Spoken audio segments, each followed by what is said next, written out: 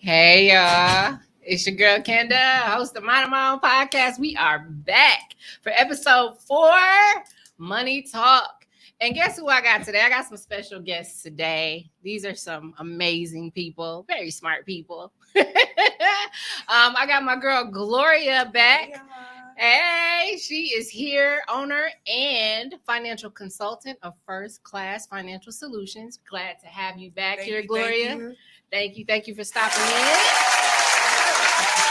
And we got my boy Ricardo. Hey, he is a financial advisor for Northwestern Mutual. He's going to give us some gems today as well. Glad to have you, Ricardo. Yes, sir. So, guys, we're going to start with Gloria today. We're going to just do a little refresher so people can remember like what you do, how you got into this. Okay. And then we'll move on to Ricardo. So tell us a little bit about you, Gloria. So, hey, y'all. So my name is Gloria. I own a credit repair. Where do I look at? Let me just make sure I ain't looking like cockeye. Is it this right thing right in the here? front, yeah. Okay. So my name is Gloria. I own a credit repair company by the name of First Class Financial Solutions. And basically what I do is I help clients repair and rebuild their credit profile. Nice. And we do need that. We need that, girl. So thank you so much for coming and sharing that knowledge for us today. We need it. Right? And Ricardo, tell us a little bit about yourself. Yeah, so thank you for having me. As a financial advisor with Northwestern Mutual, to say it in short words, I help my clients achieve financial security. And to every person that I meet, financial security means a lot of different things. So I help them fund their dreams, their objectives, their goals. And to divide that process, we use 3 steps to get there, right? We use risk management, planning for insurances, right? What types of insurances do we need, or do we have any in place? We talk about wealth accumulation strategies. What accounts do we need to open up? How much do we need to invest? Yeah. And the third part is the wealth preservation and distribution.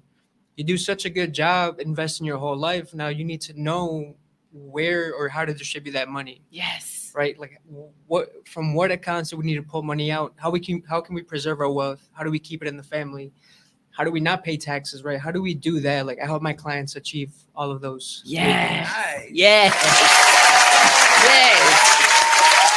And we need it. Yes, we do. You know, there's this whole thing these days where we're chasing the bag. Everybody's chasing the bag, but they don't know how to keep the bag. You know, it's chase it, spend it, and you know, when they get paid next, they'll do it again. Let's break that cycle. Let's build some generational wealth, and let's strengthen you guys' personal financial circumstances along with your business. So I got a few questions today for each of these special people today. I'm going to start with Gloria. So, Gloria, yes, tell us a little bit about credit. Like, what makes up a credit score? So a credit score pretty much involves 5 different. Well, let's just start with a credit report. Okay. So a credit report is basically a report that shows like your credit worthiness to like a lender. Okay. And your credit report basically consists of 5 different components. One of the biggest components is credit history. So that accounts for about 35% of your credit score. So, you know, lenders want to know, do you pay your bills on time? Right. Do you pay your bills on time? Do you have late payments? Are those late payments recent? Are they back to back? Or are they maybe 2+ years older? So payment history is definitely one of the biggest factors when it comes to your credit profile and your credit score. Okay. The next one is like available credit or debt to income ratio. So that's about 30% of your overall credit score. And let me just backtrack. So your credit score ranges anywhere, depending on like the credit module, anywhere between like 300 to 850. Okay. So basically we are in control of 550 of those points. So 35% of that 550 points is dedicated to credit history. 30% of that is dedicated to like credit utilization. So like if you have debt, like how much debt do you have maybe in relation to your income? Yeah. Is it a struggle to pay for stuff? Are you making minimum payments on your credit cards? Things of that nature. Okay. The next one is how long you've had credit. So that accounts for 15% of your credit score. So when lenders look at your credit, they want to see, are these accounts new? Have you had these accounts for several years? Is this account open? Is this account closed? So that's really important when lenders look at your credit profile. Okay. Another thing is credit mix. So credit mix accounts for 10%, about 10% of your credit score. And basically what that is do you only have like credit cards on your credit report? Do you just have maybe car loans on your credit report? Lenders like to see a mixture of accounts. Okay. Especially like, let's just say, for example, you're going to get a car. And let's say all you have on there is a $200 secured credit card. They might not approve you for a car loan depending upon how much that car is, just because they don't know if you can financially pay that note back, because all you have on your credit profile is a $200 secured credit card. You don't have no type of loan on there, just to show that you can handle a bigger monthly payment and on time. Okay. The last thing that accounts for your credit profile is hard inquiries. Hard inquiries. Yes. Okay. So that accounts for another like 10% of your credit profile.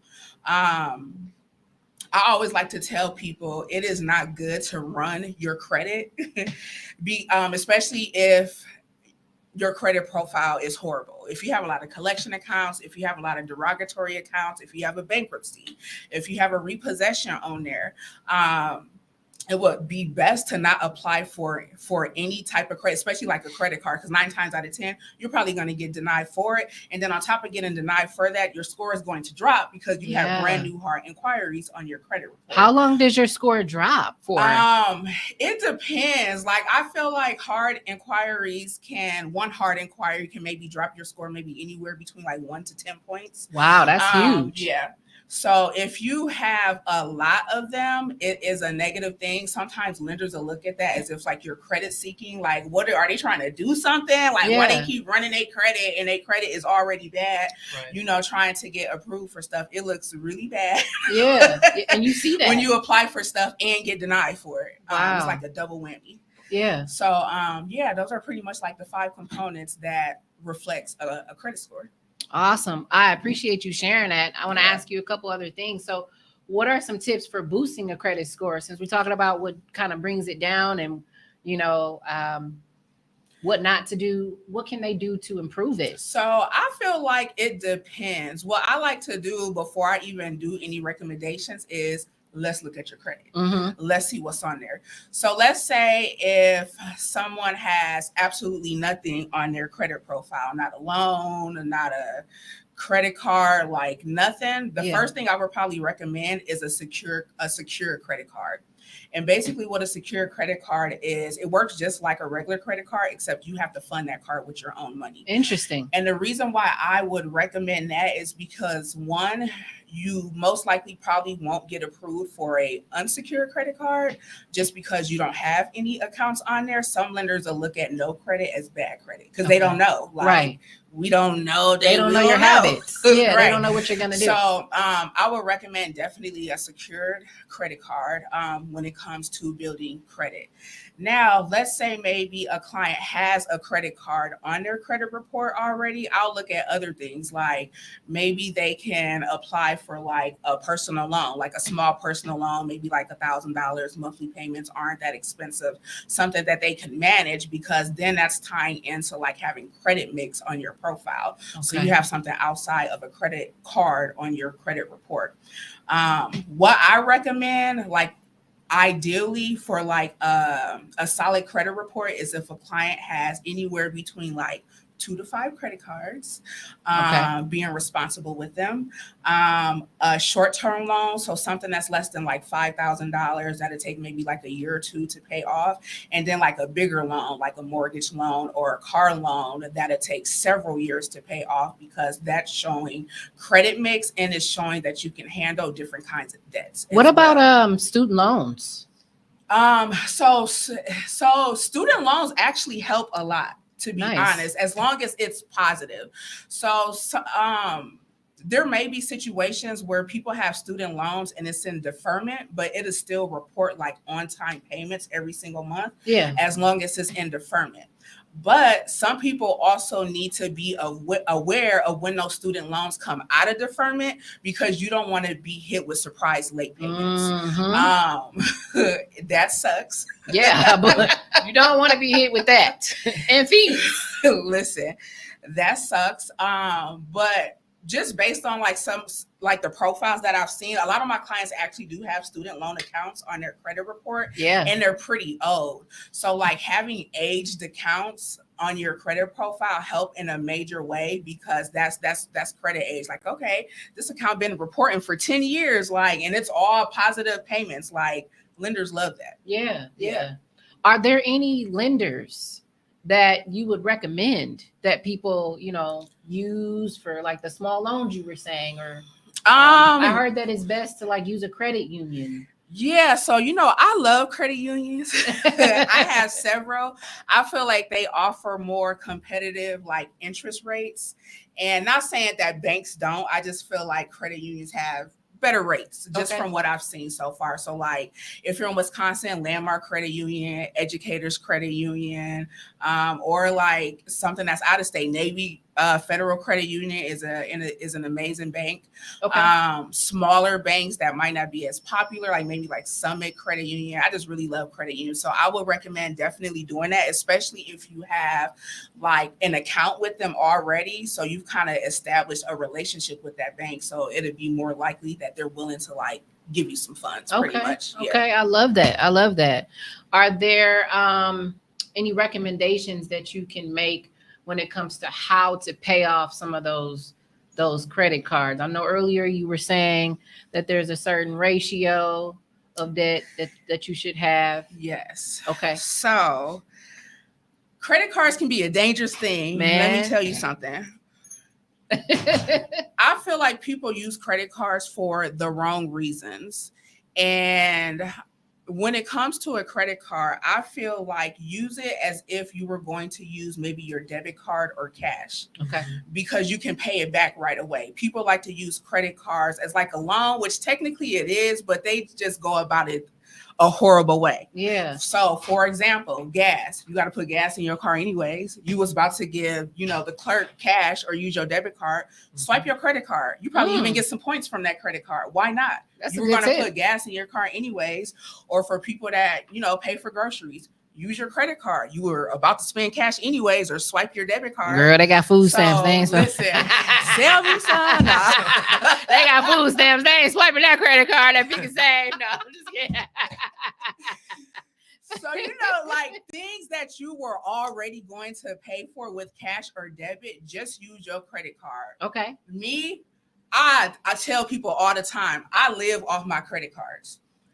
I pay my rent with my credit card. Nice. I use gas for my credit card. The car I got now, I actually put half of the value of my car on my credit card. The dealership let me do that. I have very, very high limit credit cards, but I was going to use, instead of using cash, why not use my card and just pay that off like next week or in the next couple of days? Because not only are you building positive payment history, but depending on what kind of credit card you have, you're getting rewards points. Right. That's what I'm all about. I love credit cards that offer some type of reward. I haven't paid for a flight in over a year just from using my credit card. I'm talking about like regular flights, first class flight. Wow, teach me something. Like all of that. So I always tell people, use your credit cards, especially if it was something you were already going to use your debit card for or cash. The amount of points or rewards you get from a credit card, a debit card could really never. And I really mean that from the bottom of my heart. Now, paying credit cards. Yes. I recommend when you use a credit card, you have something on your credit card statement that has a due date and it has a statement end date. Yep. Let's pretend like the due date doesn't exist. It's not as important as your statement end date. And this is why. Whatever your balance is on that statement end date, that's the balance that gets reported to the credit bureaus, not the due date. Interesting. A lot of people don't know that. Yeah. So when I pay my credit cards, I pay it like 2 or 3 days before the statement end date so that it's fully processed by that statement end date. Now, leaving balances aren't bad, but it's the kind of balance that you leave. Yeah. Mhm. A lot of gurus be like 30% of your credit card balance. Me personally, that's too high. Mhm. I tell everybody 10%. Okay. And then if you want to avoid interest rate on that interest rate fees on that credit card, pay the remaining balance off by that due date. But on the statement end date, make sure your balance is no higher than 10% of your total limit. We're gonna say that one more time. Make sure make sure your credit card balance is no higher than 10% of your credit limit balance. For example, if you have a credit card that has $1,000 balance, by that statement end date, you should have a balance no higher than $100. That's at the highest. Y'all gonna want to play this back. Y'all gonna want to play this back for these gems. I'm telling you. That's the highest. Wow. 30%, throw that out the window. The people you done learn from YouTube, no. 10%. Nice. 10%. So she said a few days prior to the statement end date, make a payment. Yes. And then if you want to avoid interest fees, pay the remainder of that small balance by your due date. There we go. People always complain about the fees, the interest of a credit card. If you pay it to zero, then what fees? Then there's no fees. What interest? Right. That's so helpful, Gloria. Yes. That's so helpful. Thank you. Question. Mm-hmm. Yeah. So let's say I log into my, credit card app, Mm-hmm. and it says my payment is due on the 3rd of July. Right now it's the 29th. I should make my payment tomorrow, 30th. Is that your statement end date? Well, just for example, like, Okay. when people log into their accounts, let's say they see, their balance says your minimum payment is $150. Okay. Or whatever, right? It's due on the 3rd of July. Today's the 29th. To your point, do you need to make the payment 3 days prior so that it shows better on your statement, or what do you mean by that? That depends. So usually like the statement end date is before the due date. Mm-hmm. So you will that's want due to, date. yeah. Okay. Yeah. So you will want to make sure that the balance is no higher than 10% by that statement end date. Normally it's the statement end date and then the due date. Interesting. Gotcha. Yeah. Okay. That's Yeah. Look.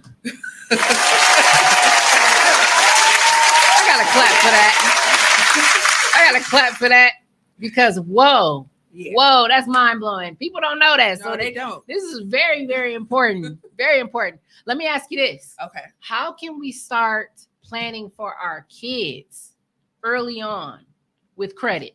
Okay.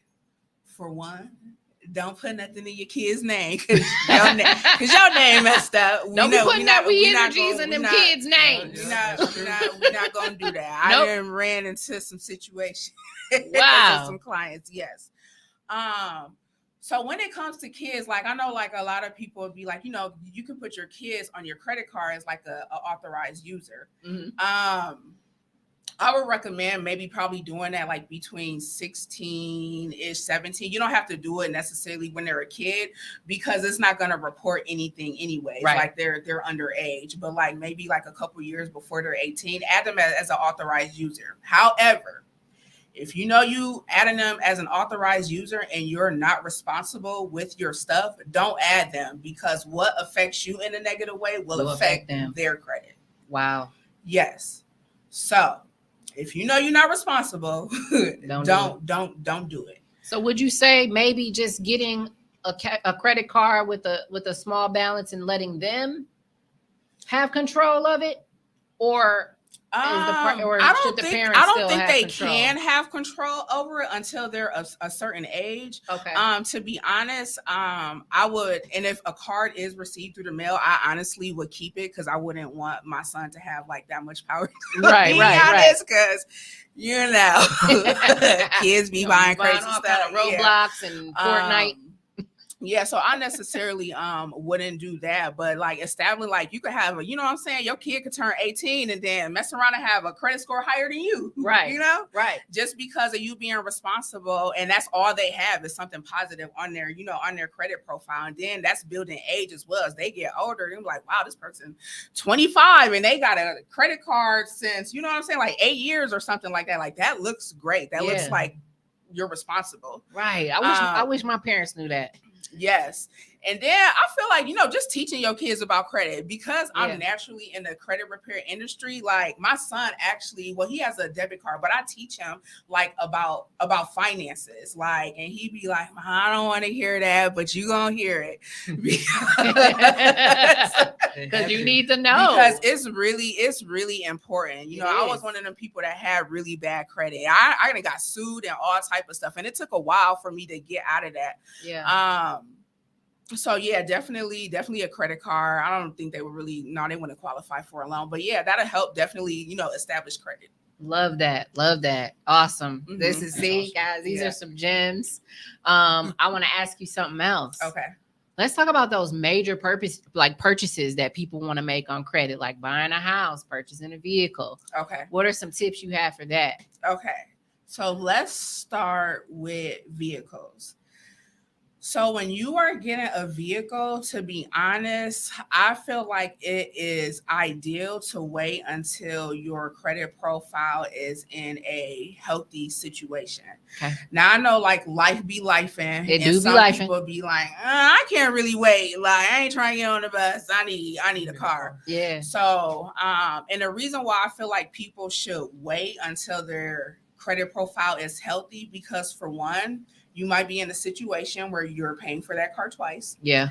And values of cars decrease. They don't really increase. How quickly do they decrease? Like right away? Yeah, as soon as you pull off the lot. It's brand new. As soon as you pull off the lot. Even the luxury cars? Mm-hmm. Even the luxury cars. Wow. As soon as you put 1 mile on that, it is worth less than you bought. Yep. Wow. Yep. Wow. So, you know, people be having like OC interest rates, and I would probably buy like a used Trapper before I buy something that's like 30, 40, 50,000. And then you turn around and you done pay 90,000 for a $50 car that's worth 20,000. Like it really get like that. Another thing with vehicles, it is best to see if you can get pre-approved through a bank versus going to a dealership. Because what the dealership does, they be on that grimy stuff. They will run your credit literally to the ground to see what company is willing to finance this debt for you. Wow. So you might end up with 5, 10, 15, 20, 30 hard inquiries from one day from them seeing, especially if you have bad credit, to see who's willing to, you know, finance this car and loan the money to you. Versus you just getting a pre-approval through the bank, and you could just walk in with like the check or the letter. Your credit was ran one time and that's it. Now, another thing I want to mention, if you are in a situation and you do have several hard inquiries from one day from like a dealership, sometimes depending on the lender, even though they see all those hard inquiries, they might count that as like one. Yeah. It kind of just that would depends. Be generous, but it's still I don't know. I still don't like it. Yeah. Inquiries naturally fall off of your credit report in 2 years. Some people wait it out. It takes that long? 2 years? Mm-hmm. Wow. Yep. So if you apply for something in February of 2023, it won't come off until on its own unless you dispute it until February of 2025. So that's credit cards. That's auto loans. That's any if type of inquiry. Yep. Wow. Yep. If it's in inquiry. What else when it comes to vehicles? Go to the bank to get a pre-approval. Don't go to the dealership. Make sure your credit is healthy. If you know you got like a 5-something credit score, just prepare to have a double-digit, interest pretty much. And then at the end of the day, is it really worth it? Like, yeah, you got a car now, but you might hate that car 6 months later. Like, this piece of junk, it ain't even worth it. Like, so, really, really, really think about that. Good now, tips. when it comes to a home, I don't know. Maybe you can speak more on that. I think if I'm not mistaken, like you have to have like a credit score of like maybe like 640, 680. I didn't heard like 620 before, depending on I guess like who you go through. So over 600. Yeah, to get approved for like a home loan, but they like you to not apply for anything because home loans are really, really picky. Like you don't want to be like in the pre-approval process and then something new pop up and they be like, no, actually, it's over. We can't help you. We can't help you at all. Or sometimes like people that work like in the mortgage department, sometimes I'll be feeling like they be giving clients the wrong information. Like I know like dude just mentioned, like they might be like, oh, pay this collection off. Mm-hmm. When something goes to collection, I actually tell my clients not to pay it, to be honest, unless it's like a situation where they're getting maybe sued or your checks are getting garnished or they about to take you to court. Yeah. And the reason is because if you have something in collections, that basically means like the original creditor sold your debt to pennies on the dollar to a collection company. And then they're still trying to collect the full balance from you. Collect the full balance, and that's how they make a humongous profit. Yeah. So if you pay something that's on collections, unless they're willing to put something in writing that basically says, if you pay this, we'll delete this from your credit report, it'll actually still stay on your credit report. It'll just say paid, but it's still affecting you in a negative way. Wow. So that's why I like to tell people, don't pay collections. Let's see, can we remove it from your credit profile first? And then once it's removed, then let's see if we can settle on that account while it's removed, just to prevent it from like randomly popping up or being sold to like another collection company. Wow. Yeah. Wow. That's knowledge. Mm-hmm. Let me ask you this, like the housing market is crazy and a lot of people are looking to rent property if they can't buy a home. And it's crazy. I went through this actually about a year ago. When looking for a new place to stay, they're charging you application fees now, and they're running your credit to determine if they want you to stay there. Mm-hmm. But some of them actually already know who they're gonna give the place to, and they're still taking applications. The fees still running people's credit. It's insane. It's terrible. I heard about it's unethical practices, and I mean, people that own apartment complexes, they're in the business of making money. Yeah. And yeah, I mean, those fees can rack up, at my apartment, because I rent. Yeah. Every year that you have a lease and it's coming up to an end, they'll send you like a paper in writing saying like, hey, you can renew your lease with us, or if you decide to move, here are the cost of trying to move again. And they'll give you like a breakdown of like, it's going to cost you those application fees, the first month deposit, maybe they require like a last month deposit, the first month rent. So they want to get you to stay in the same complex. But the fees that I've been seeing, like the average amount that people pay to move out to another apartment or another place, those fees are like skyrocketing. Yeah, they're crazy high. And yeah, I mean, people are, they're profiting from like people paying these fees, and some of them application fees, OC, it's insane. I mean, I was paying fees $50. That's too high. And you got like 10 other people in competition with you for the same unit, and they're running everybody's credit. And you got more than one application out there. I mean, there's no way around it, right? Like you said, it's kind of like they're forcing you to stay where you are. Yeah, and I don't know. There's always that debate of whether I should own a house or rent. Yeah. And honestly, it depends on the person. Like, I don't like when people just give a blanket advice saying like, no, you should just buy a house. Like, renting is bad. Yeah. Renting is not bad. You don't have a liability on your balance sheet. You don't have a mortgage that you owe. You have the flexibility to go anywhere. Yeah. So there's nothing wrong with renting. It's just a matter of what your priorities are individually. You can't follow the crowd. And if every mortgage lender or realtor is saying like, no, you need to buy a house because it's an asset, they're not looking at your own specific situation. So I feel like people need to take a step back and realize like, what do I want? Right. Renting isn't bad. Like that, the way that I look at it, I'm like, I like renting, I don't have anything of a liability on my balance sheet. I have the ability to move out of state if I want to, Yeah. So there's always pros and cons to like either or. Absolutely. Thank you for that, guys.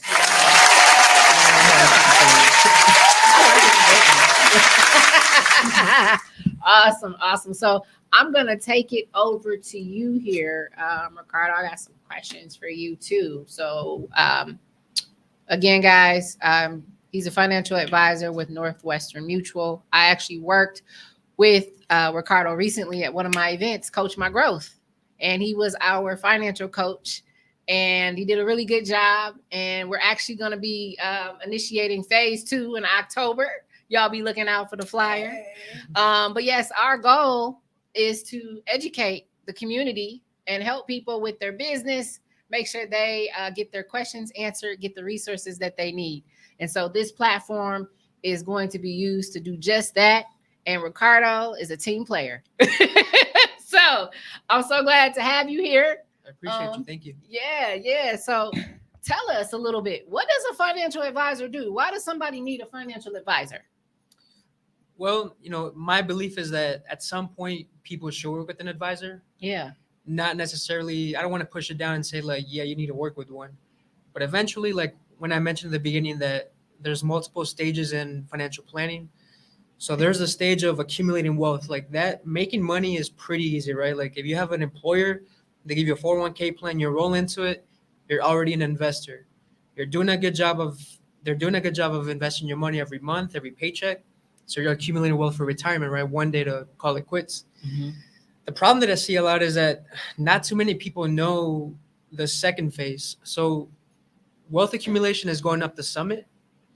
Going down the summit, it's a whole different game. Okay. Right? Imagine going up to Mount Everest. You climb the summit. I don't know if you guys heard of this before, but people actually die coming on the way down. It's harder climbing down the mountain than actually getting to the top. And most deaths that do happen on Mount Everest are on the way down. So with financial planning, for me, it's kind of scary to realize that a lot of people don't think about that phase of one day calling it quits. Mm-hmm. Because they think that their employer or the government is going to take care of them. And that's simply not true. Yeah. So a good financial advisor, what they'll do is they'll take a look at your objectives, your goals, see what's a priority to you, what's important to you, right? Personally, financially, professionally. Mm-hmm. And our goal is to help you, right, with all these 3 different stages. So protect what you have, protect your loved ones, accumulate wealth, and then preserve it and distribute it appropriately. Nice. By having someone that you like and trust in your corner, you can go to your advisor. And our job is to basically tell our clients at the end of the day, like, hey, you have enough money to go on that vacation. You have enough money to send your kids to college. You have enough money to travel to Europe or do whatever you want. We don't want to give our clients the overwhelming thought of like, hey, can I afford to retire? Like, can I afford to do these things that I want to accomplish? So a good advisor is they're gonna hold your hand throughout every challenge, throughout every obstacle that you have in your life. And at Northwestern Mutual, the average client sticks with their advisor for the long run, so 40 plus years. Wow. Nice. When I meet with people, I tell them my goal is to grow old with you, right? I want to be there for when you do retire. Nowadays, I mean, when you think of an advisor, you think about, at least what I thought about was a white person. Yeah. In their 50s, right? Yeah, you think of an old white guy sitting there, trying to tell you what to do. I'm 27. I work with a lot of people in the 30s, 40s, and I tell them like, hey, I'm 27. I don't ever want to call it quits in this business. I give you my faith that I'm gonna be here when you need me the most. Yeah. I want to be there for when you call it quits. I want to see you, send your kids to college. I want to see you get married. I want to see you have kids. It's a beautiful thing, developing these relationships with clients. Nice. And that's what's fulfilling. So an advisor just provides so much value. And I give my clients an out even before we do, like if we decide to work together. I'll say like, hey, you can do a lot of these things on your own, right? You can go online through Ameritrade, Vanguard, Fidelity, open up your own accounts. But at the end of the day, what I'm going to help you is hold you accountable, coach you, hold your hand through these tough transitions. Yeah. And that's really what we're getting paid for is, for that.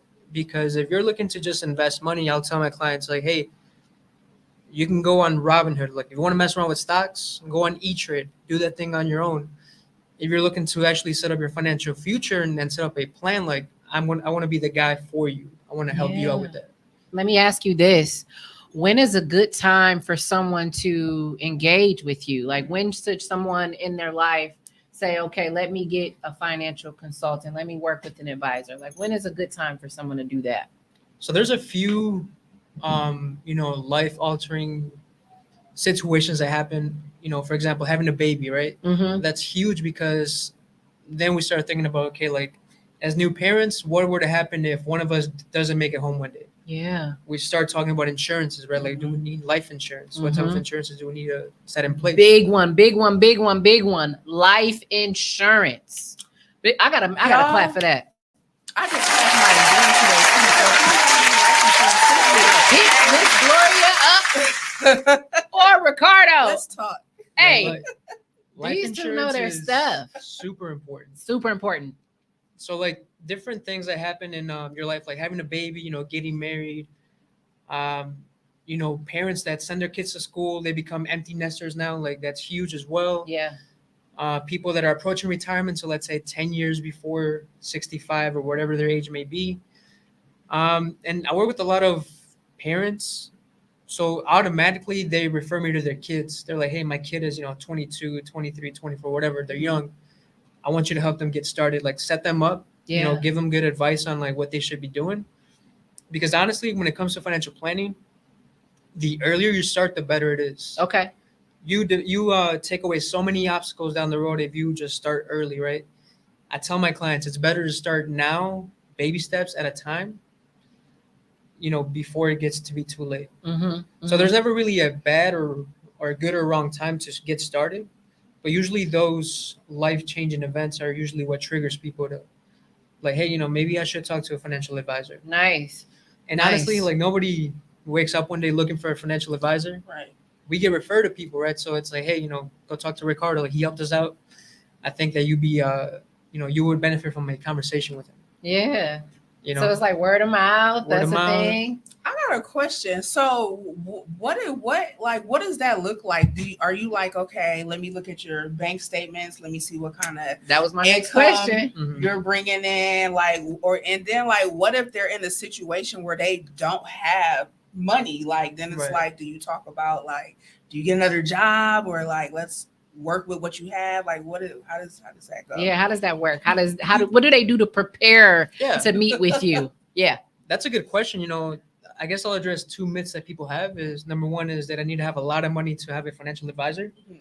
I need to be rich or millionaire. That's not true. Mm. And number two is that people will think that they don't need an advisor because, exactly that they don't have money, right? Or Mhm. they don't have anything. Yeah. But the truth is that when I meet with a new prospective client, I like to make it so simple and casual because I don't want to overwhelm people with like, hey, bring me your bank statements, bring me your account statements, your investment statements, insurances. People are going to get scared if I tell them that because they're going to Yeah. get overwhelmed. So first conversation that we have is just casual. Like, let's get to know each other. Let's get to see if we're even a fit for one another. Mhm. Yeah. I want to learn more about you, tell me, more about myself. And if it's a fit, we have a second discussion, more formal. Yeah. And we just move forward like that. So whenever I meet somebody new for the first time, it's just casual. Let's just have a conversation. I want to learn more about you. Mhm. I'm not going to get into no numbers right off the bat. What I like to talk about is behavioral stuff because everybody comes to the table with a bias. Mm-hmm. People look at money differently than I do. You look at money differently than you do, right? So I like to start the conversation off with like, hey, what's your relationship with money? How did you grow up with money? How did you see your parents handle money, your finances? Yeah. Like I want to learn more about Mhm. that 1st. Mhm. And then if it's a fit to move forward, then okay, like if you want to roll over your money with us, we'll need to see some statements. Mhm. Let's go through your balance sheet. Let's see if you have, what's your debt looking like, stuff like that. So it's just as important for him to know you and you to know him. So that's the first step, is building that relationship. Mm-hmm. And he's gonna need some information, guys. Some of y'all lazy. Y'all don't want to get the information out. Stop that. Not only does he need to know what your current situation is, he needs to know how you spend your money too, right? You need to know, where is the money going? Oh yeah. Yeah. Yeah, So, that's one thing is it doesn't matter if you make $10,000 a year or $1 million a year. I've met people that make really modest incomes that are huge savers. Yeah. I've met people that make great incomes, way into the six figures. They're living way beyond their means. Yeah. So it doesn't matter how much money you make. It matters like what do you keep? What's your relationship with that money? Biggie Smalls, more money, more problems. Yes, you are right, man. That's how it is for real. Because people think that, I just need to make more money. I just need to make more money. No, you just need to learn how to manage the money you have, because the more money you get isn't going to solve the problem, right? You're just going to think that you just need more money, more money, more money. And it's no good to have money if you don't know how to use it or how to make it work for you. So you know what too? I just want to mention something. So like people that are like maybe bad with cards, because I've recommended this to some of my clients too, because you really lose track of what's in your account if you just swipe and swipe and swipe. Yeah. Take the cash out. Like, okay, this is rent, this is fund money, this is whatever. And when it's gone, and it helps you become aware of like, damn, I didn't messed off a lot of money, or damn, I didn't really have to spend this cash on that. Yeah. Because once that's gone, there is no more. Right. So that might actually like help people instead of like swiping their card. Yeah. So maybe creating some type of budget. 100%. How would you recommend people go about doing that? So this comes back to the question, like I've met people that are very analytical. I need to know exactly every cent, what's coming in, what's going out. So they'll make spreadsheets, and that's good. Yeah. And then there's people that are like, I don't like dealing with all the details, like I don't like dealing with that stuff. It gives me headaches. So there's good news, right? So I personally am a user of this method called the 50-30-20 rule. 50% of my income is used for my bills. 30% of my income is used towards fund money. Splurge on stuff, that clothes, vacations, whatever, right? And then 20%, that is like the magic percentage number that needs to be saved every single month. 20% save or invested, right? So So what I do personally, and what I encourage everybody to do, is always pay yourself first. You guys may have heard that phrase before. My mama taught me that. Pay yourself first. Listen, I hope y'all listening. Pay yourself first, because when you get paid, you get your paycheck. You have your car note that's due, rent is due, other obligations are due. Yeah. And at the very end, Ricardo, if I spend my money on my other bills, and I like to buy, let's say if I like to buy stuff, like I spend money on clothes, shoes, whatever, my money's gone and Ricardo didn't get paid. And Ricardo's the one working for that money. He didn't get paid. He didn't get his cut of the money. And then people get your cut. Wonder why they have more bills than money at the end of the month, because they're not making themselves a priority. I'm a big believer that you need to invest for tomorrow, but not at the expense of today. So there has to be a balance. Wait, repeat that. Wait. This is a quote. I wish I could say that again. You need the and then I'm gonna give you the clapping button. That was a line right there. That was the one, Ricardo. Say it again. So yeah, to give you context of that, people will say, well, life is short. Like, what if I die tomorrow? So I tell people, YOLO. Don't sacrifice today for your tomorrow, but also don't sacrifice tomorrow for today. So there has to be a balance. There has to be a balance. I met people that say like, hey, I'm just gonna splurge my money because life is not promised. And I say that's true. Yeah. What if you get to live to be 95? We don't know. Then what is the quality of your life at that point? What does your life look like then? Yeah. So people, it's hard for them to grasp that idea of living a longer life. So I just, tell people like, hey, like by all means enjoy today, but not at the expense of your future, and vice versa. I can't remember what I was listening to. It was some guy, he was saying, stop taking the flights, stop going on these elaborate vacations, stop buying these luxury cars, and invest. Find out where you can invest your money based off of the things that you want to achieve in life. And like you said, a lot of people don't even realize they can see a financial advisor or a consultant. They have no idea that you guys are for them. There's this stigma that you guys aren't for us, that you guys are against us, or you're telling us what to do. No, you're very, very helpful. You're guiding us. You're setting some tools, some guidelines. You're giving those resources out so that we can do what's best for us and our families. Exactly. So we want to change the narrative, right? And get people to to take this all in and apply it to their everyday lives. So this is great, guys. I got some more questions for you. What are some services that you offer for people? Like, what are some of the things that they should reach out to you and ask for? Yeah, so some of the services that we offer are insurance planning, so life insurance, disability insurance, long-term care insurance. Okay. I also do have the ability to sell Medicare insurance and health insurance. Okay. We also offer investment solutions, so opening up accounts, whether it be retirement planning or just buying, get into the stock market via, brokerage accounts, 5 to 9 accounts for the kiddos, for their college accounts. And then we also offer, we partner with people and their attorneys, to, let's say if somebody needs a will, we get them help with that. If they need a trust, we have attorneys that we work with that will help them with that. And that's one big thing too that a lot of people don't think about is having your estate planning, done. Mm-hmm. I believe that everybody should have an estate plan. It doesn't matter if you're making 50,000 a year or 100 million a year. Like, everybody needs some form of estate plan. Mm-hmm. Whether it be a will, a simple will go a long way, and a trust. Mm-hmm. Having Yeah. a trust in place keeps the money within the family, and a lot of the times, you avoid taxes that way by having a Yeah. trust in place. I heard that.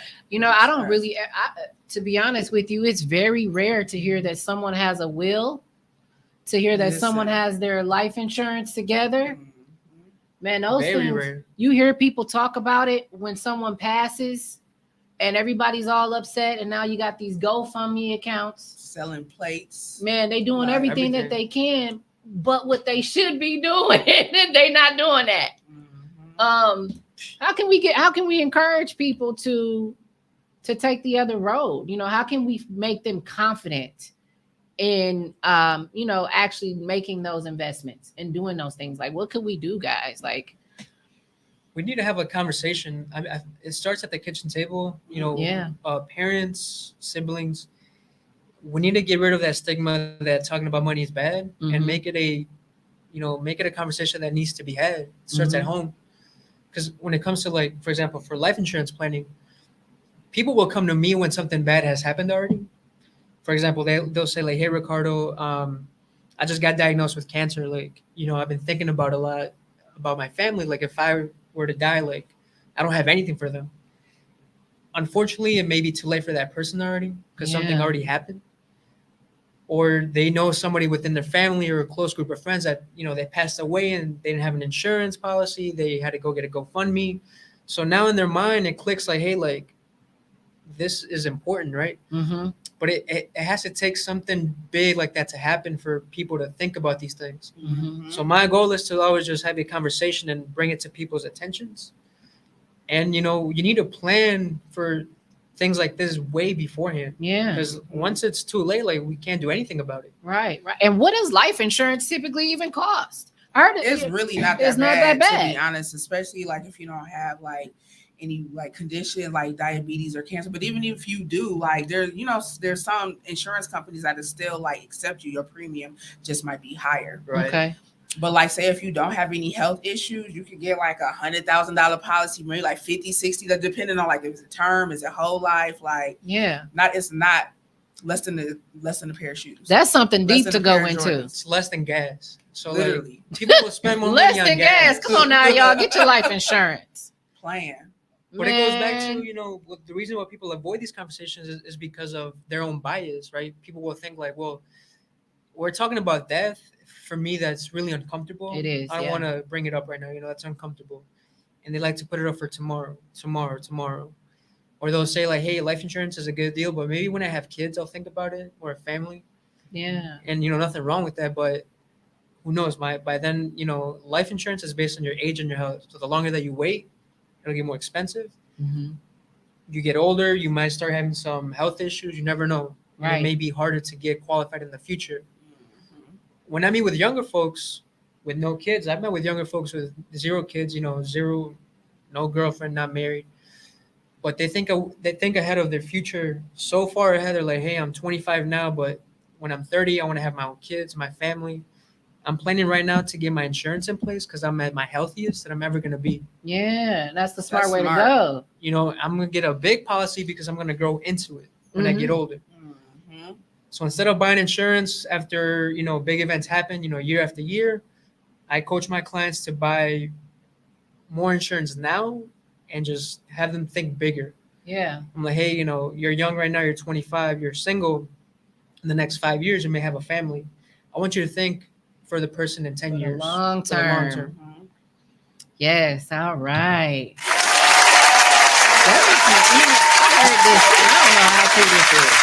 People be having a whole bunch of life insurance. The people that do, how Mhm. much life insurance can you get? And You I can get- and I Oh, you recently can get a heard you can lot. borrow from it too, and Yeah, you can depending use on what it. it is. I know somebody got a $2 million life insurance policy. Yep. Wow.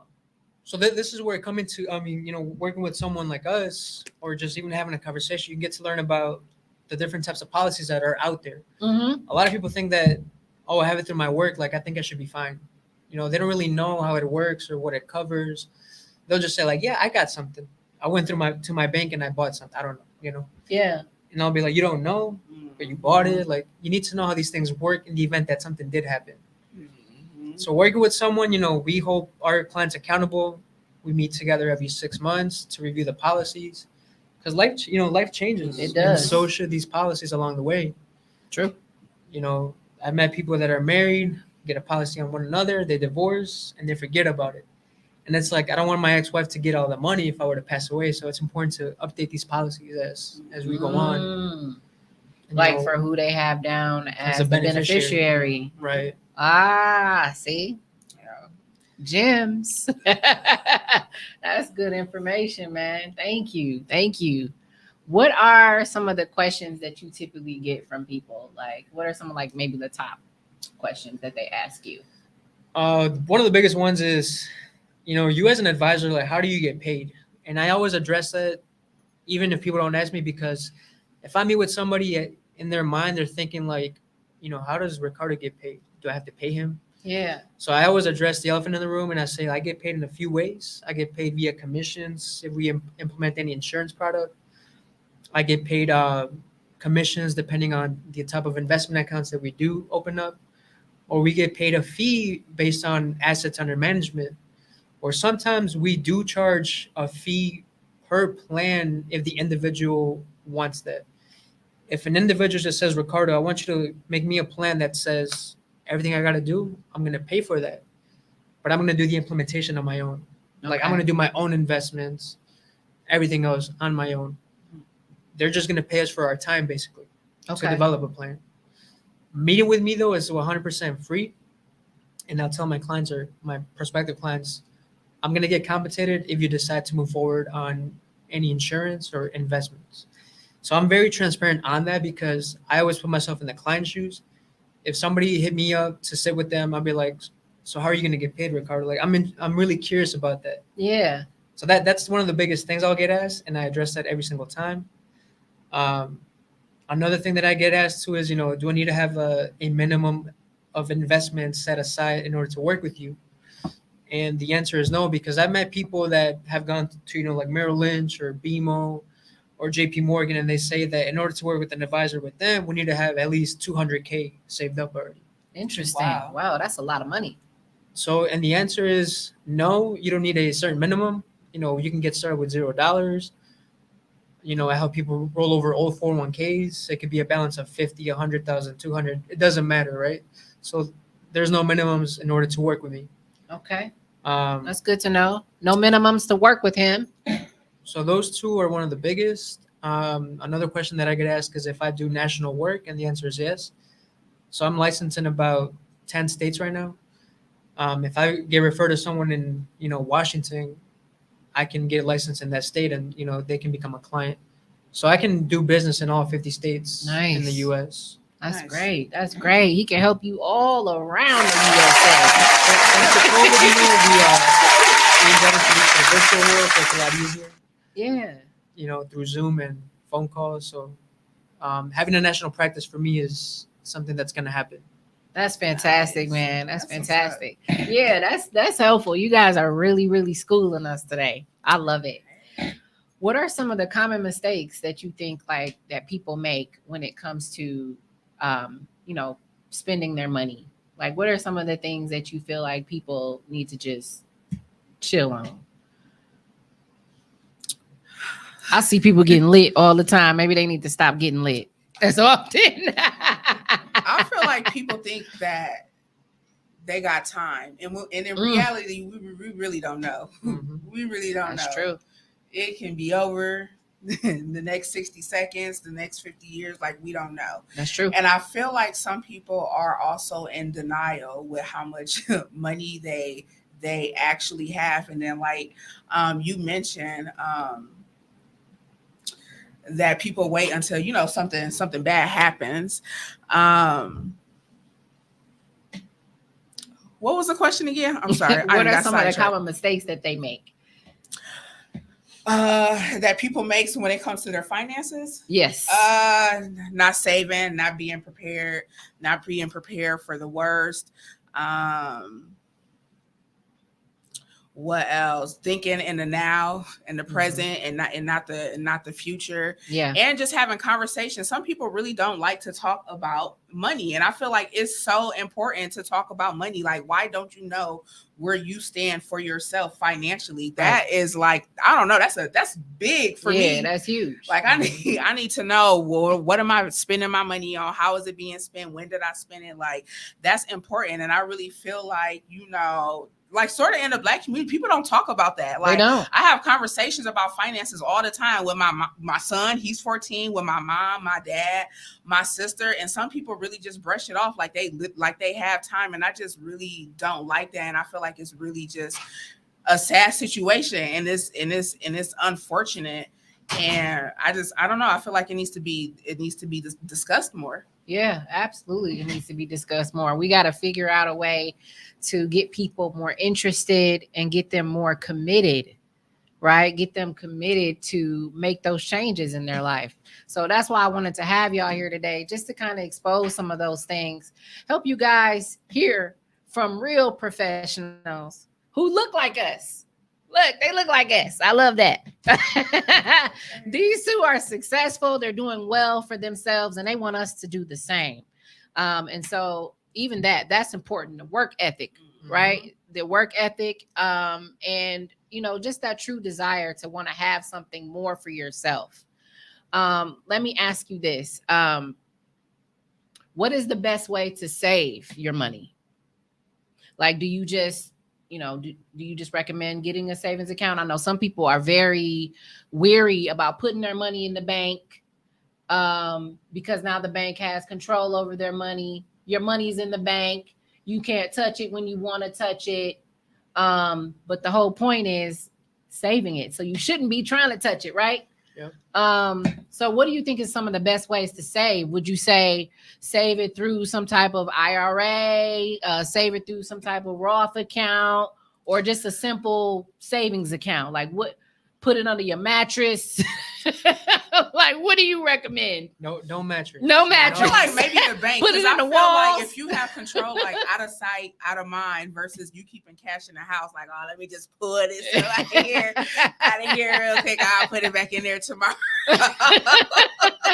So I definitely feel like saving, but then I also feel like if income is like maybe an issue, maybe look at something that you can maybe turn into like a business or like a side hustle to like to produce more, you know, more income. So maybe like if you're living like paycheck to paycheck or whatever the case may be, you'll have like some additional income coming in. And then like Ricardo said, I'm sorry. You okay? And then like Ricardo said, hold on, I'm sorry, I'm losing my train of thought.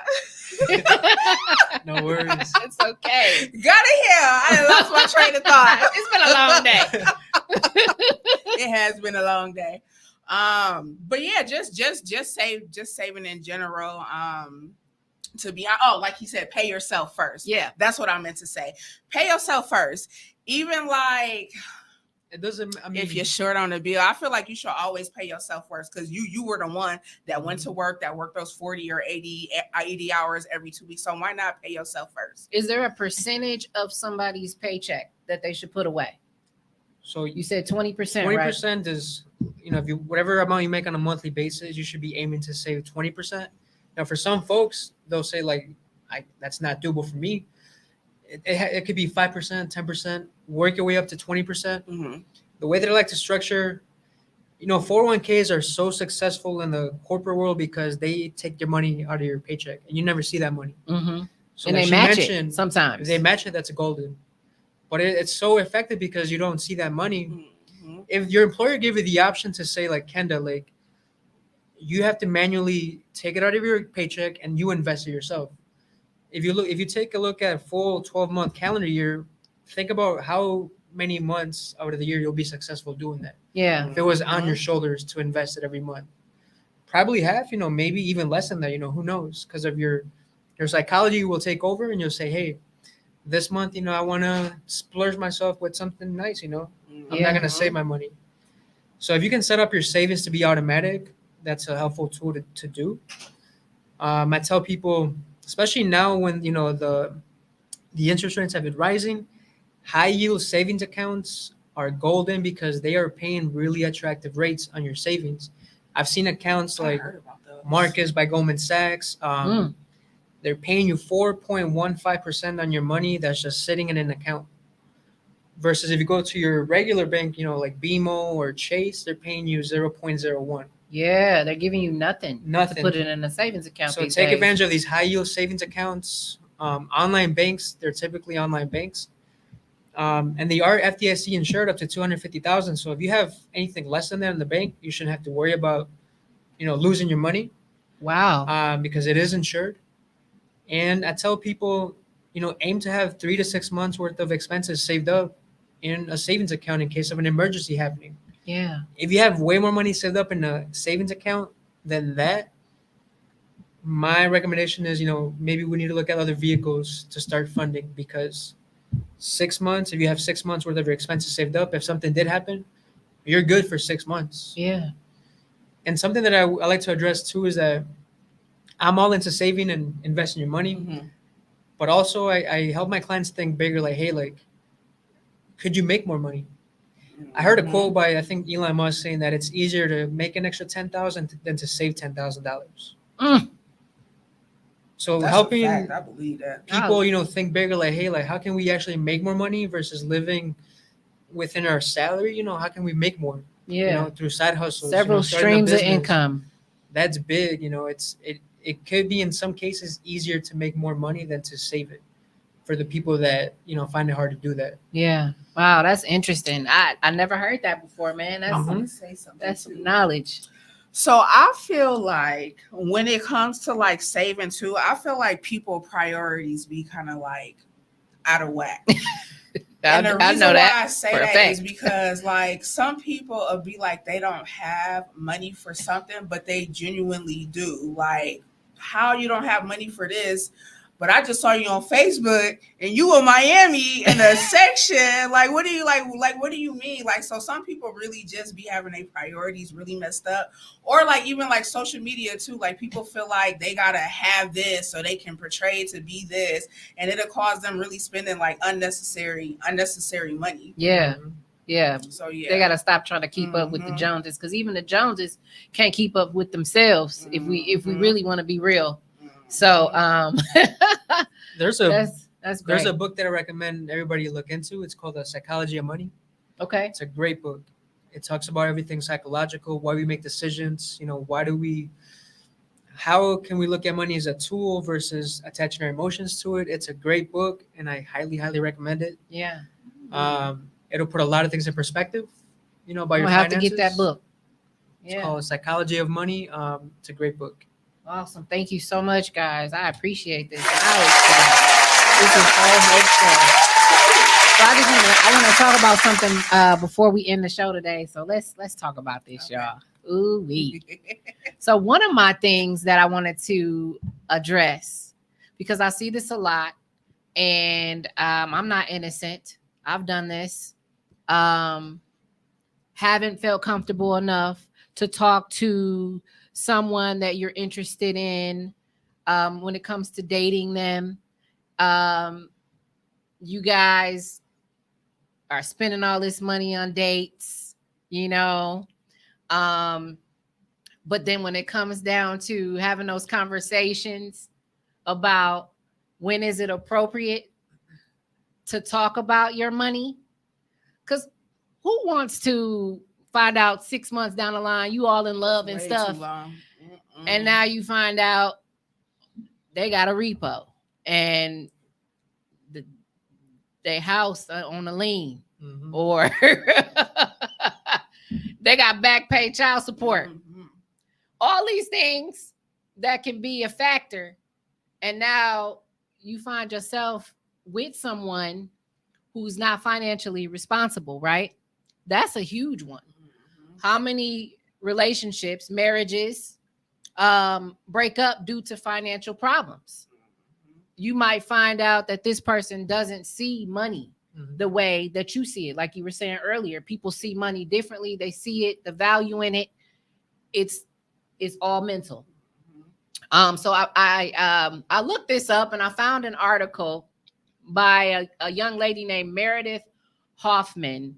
And this article is from bankrate.com, in case you guys want to pull this up yourselves.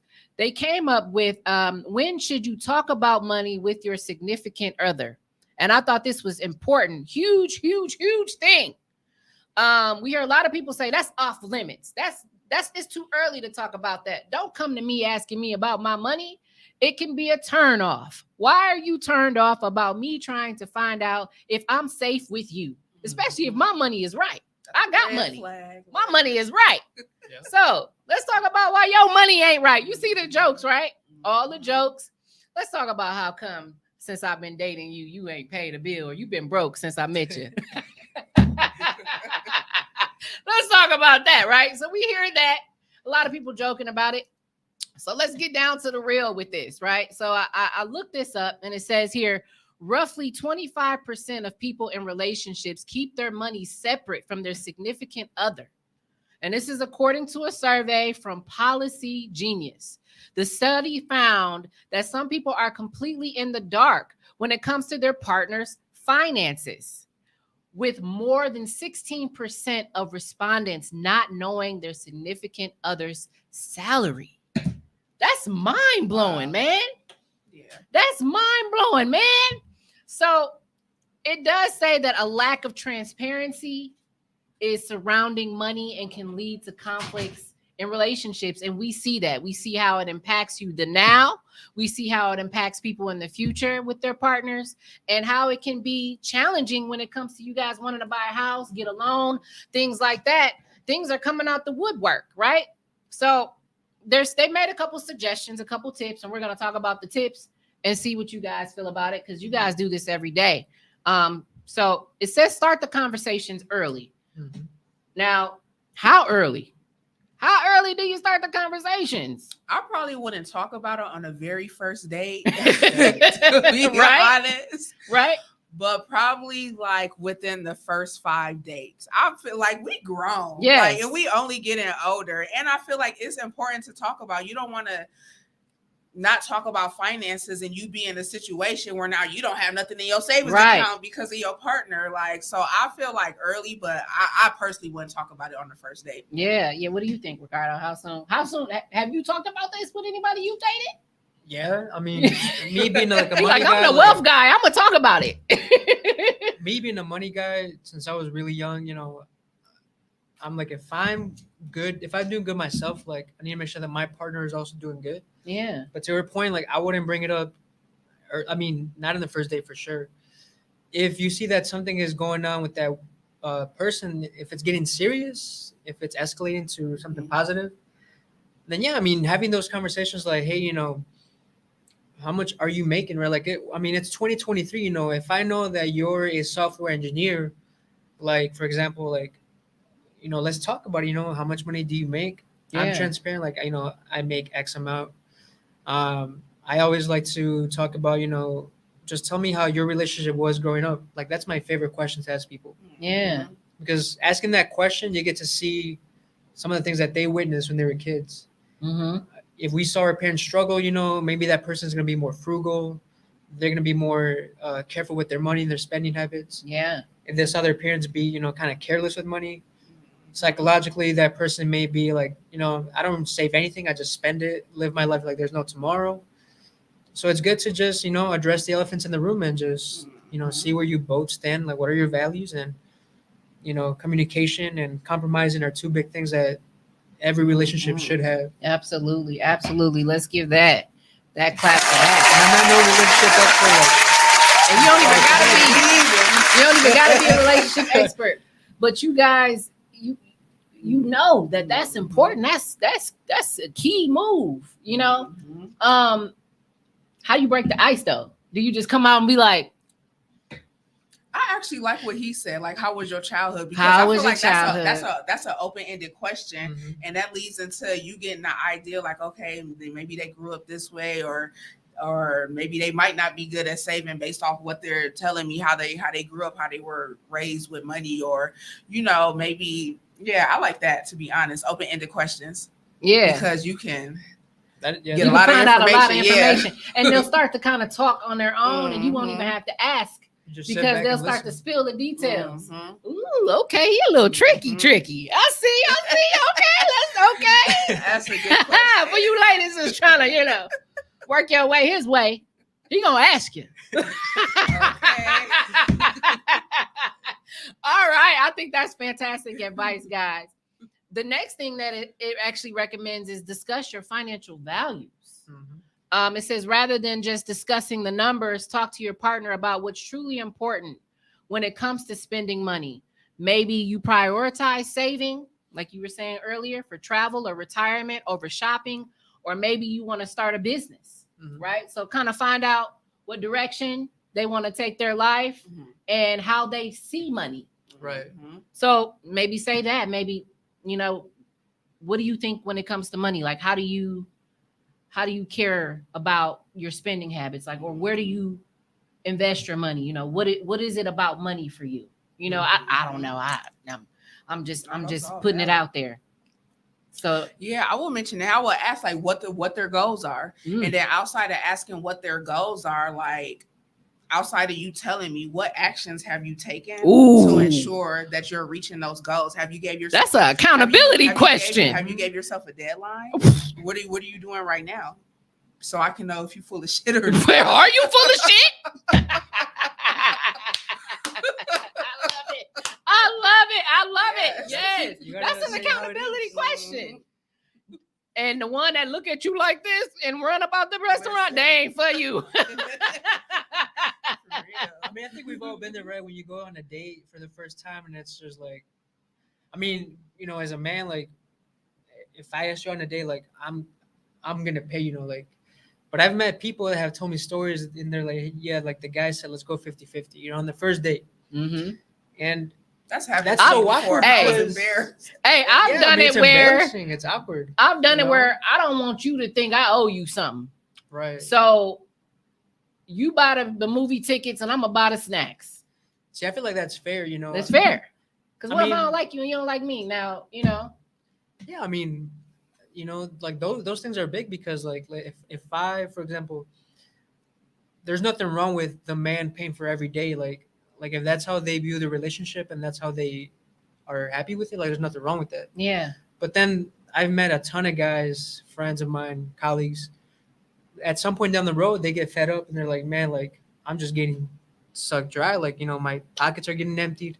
I'd have been on 10 dates this week and spent $100 at the restaurant. $200, I'm 500 in the hole. And they'll ask me, when is a good time to kind of like say like, hey, maybe you should pay for this and I'll take care of the movies or, whatever, right? Yeah. So I feel like any relationship or situationship may run into those issues. So I'm just curious to see how you guys would approach that conversation. I mean, I feel like it's everyday women dating everyday guys and they want these guys to act like millionaires. That's not fair. And this is my thing too. That's not fair at all. Taking me out on a date, I feel like some women is just like doing ignorant. Yeah. If somebody's taking me out on a date and I'm really into him and vice versa, and he's paying for everything, don't be slow. He paying for everything. Right. You know what? He didn't pay for the last 7 days. I'm about to treat him and I'm about to pay for everything. Guys appreciate that. Women do not do that. And that's crazy. They don't do that. I mean, I'm one that will. But I ain't up for dating though right now. But these two got it together. Y'all.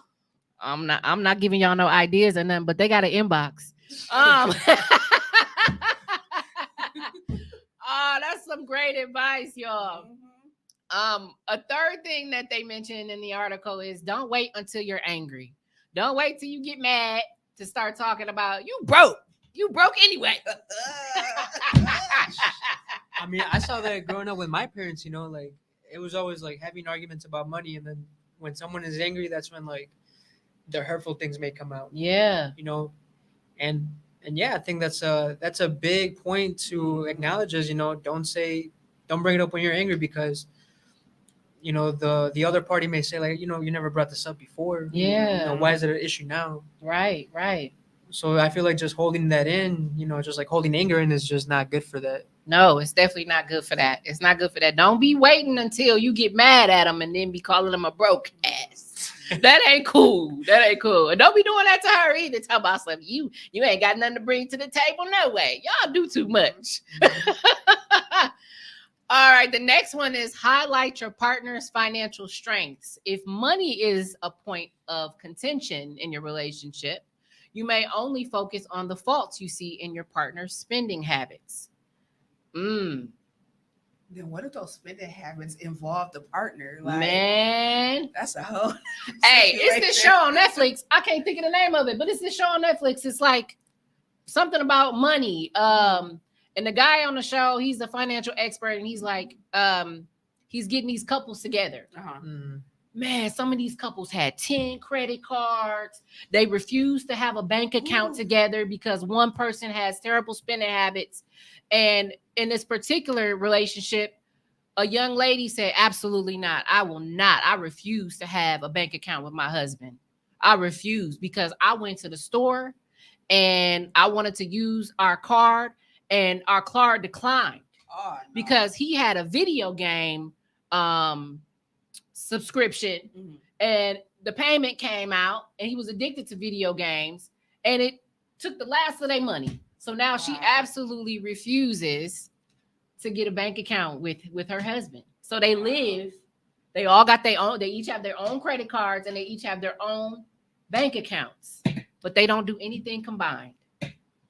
And I feel like for those cases, maybe like this goes back to the first tip is like, starting the conversation early. Yeah.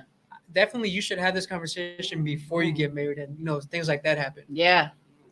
I mean, I've seen, some of my clients, with married couples, like each of them will have their own checking account, but they will have one joint account for, let's say, things for the house, things that they both, know they need to save money for, and like things that they wouldn't mind each other spending money on. And I think that's a good way to approach things. Like, it's like, hey, like I want to have my own checking account.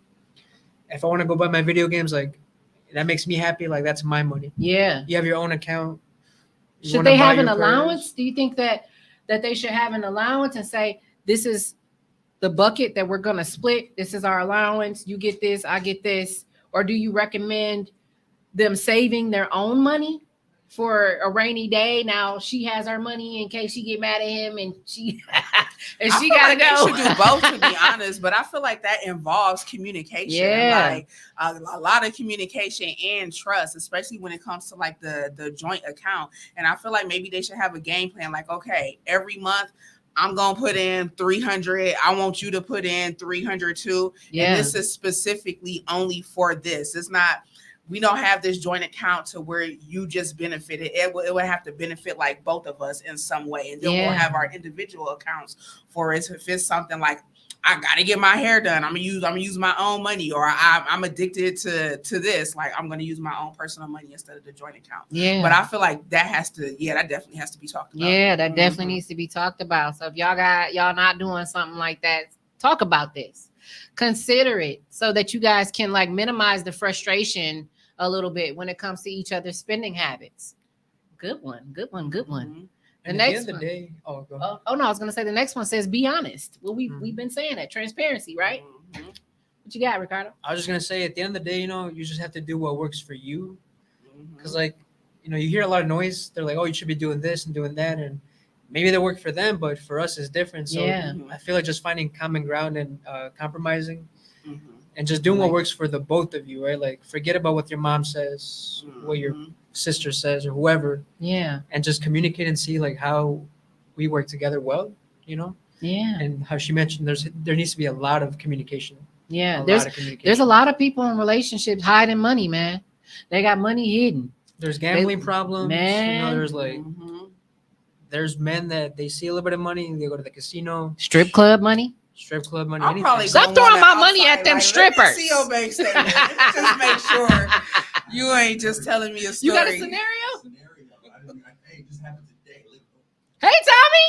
Tommy's in the building, y'all. I'm sorry, I just got here.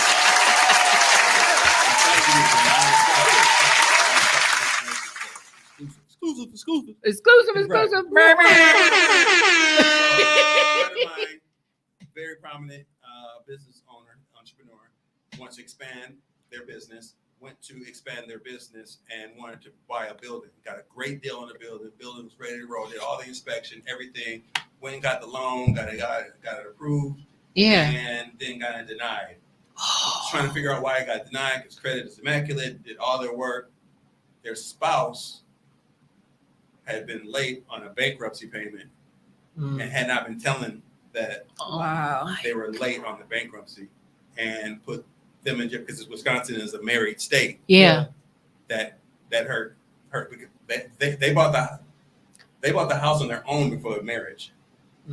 But then this is the first joint situation Yeah. in Wisconsin is a married state that impacted their income. So now I've got to go get a co-signer because that messed up their credit. So I'm trying to keep the gender out of it so people don't even actually put the pieces together. But I was like, man, I know you mad. Like I cussed them the hell out. I know they was Wow. sleeping on the couch. Man, I mean, It's huge. That's a the big marriage thing. might be over because that's Damn, that's how. bad it is. Wow. Because they weren't being They were being honest. honest up front about their money and how their finances were, paying bills on time and whatnot. And you over there like doing everything you can to keep your stuff immaculate, and then your spouse is not just Over there not giving a damn. shoe game hot.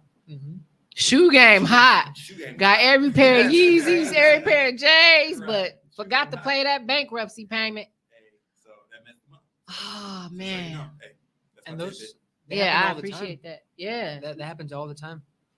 And to that point, there's sometimes that's a big reason why some couples don't want to meet with a financial advisor because they don't want to Exposed. lay out what's going on, behind the scenes. It's crazy. Like I found out things that in a meeting with the clients that they never told their spouse, and it gets to be very like, Oh, you found out right there. Oh, yeah, like Oh. so we'll find out things that they never communicated about, and I could just feel like the intense and like Ooh. it gets hot in there. that heat. That heat. You need a podcast. Coming soon, Ricardo Navarro. Financial diary. I Yeah. love it. Financial Yeah. diaries. Hey, I like that name. Let's go. Let's go. Opportunities. That's how we roll.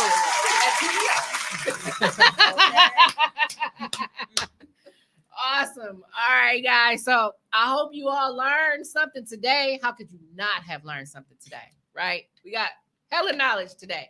Apply it, use it. And if you still have questions, guys, tell them how they can reach you. How can they contact you?